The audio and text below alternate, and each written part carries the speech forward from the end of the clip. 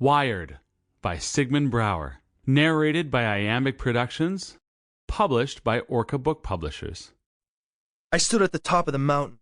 Above me was bright blue sky and pale winter sun. Below me was a mile to the finish line. Steve, my coach, stood beside me. He wanted me to reach the finish line in less time than it takes to eat a sandwich.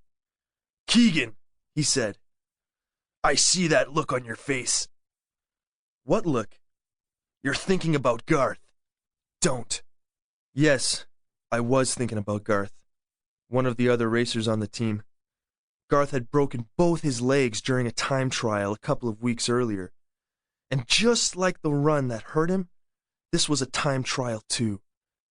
I had to ace this run if I wanted to keep my #1 spot on the racing team.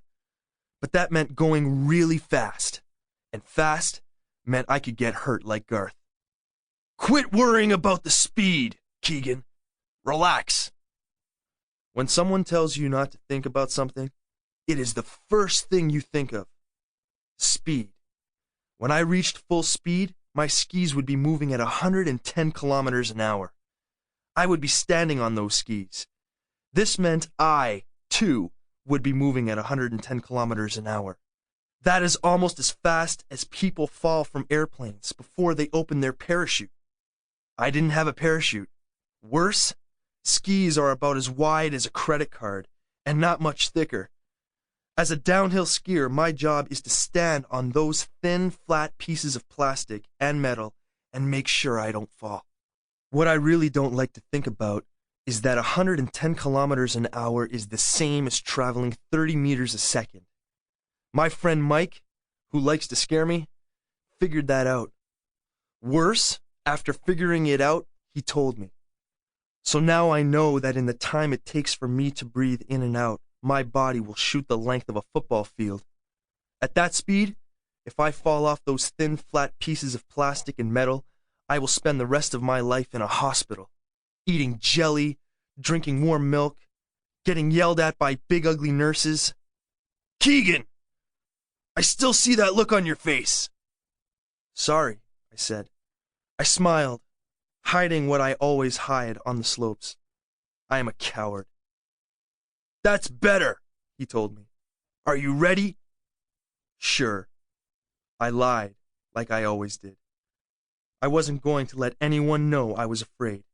Not Keegan Bishop, provincial champion downhill skier. No one was supposed to know my biggest secret.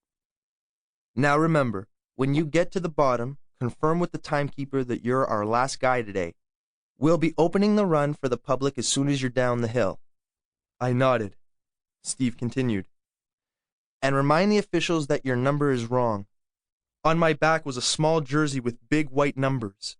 Another guy on the team, Budgie McGee, had accidentally taken my number. We hadn't noticed until he had gone, so I had his number on my back. It didn't matter, though, as long as I told the guys with the clipboards at the bottom of the hill. I looked over at the timekeeper at the top. He nodded. "Go!" my coach yelled. I went. I blinked twice. The wind filled my lungs. It filled my ears like the roar of a freight train. I cut left to miss a boulder sticking out of the snow. I ducked beneath a branch. I hit a jump at freeway speed. It launched me into the air at least one story off the ground. I leaned forward and made sure my skis stayed straight. I thumped back to earth and crouched low so I would block less wind. At this speed, the trees on each side of the slope seemed like flashing fence boards. Halfway down the run, I knew I was skiing the best I ever had. If I kept pushing, I would easily stay at #1. Beneath my helmet, I grinned my grin of fear. And as I cut into a steep turn, I saw it, but couldn't believe it. Wire, black wire stretched between two trees at waist height. I was flashing toward it at 30 meters per second. Hitting the wire at that speed would slice me in two. I dropped my poles and crouched lower on my skis. At 110 kilometers per hour, this was not as easy as sitting down for supper.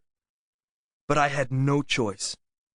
The wire scraped Sample complete. Ready to continue?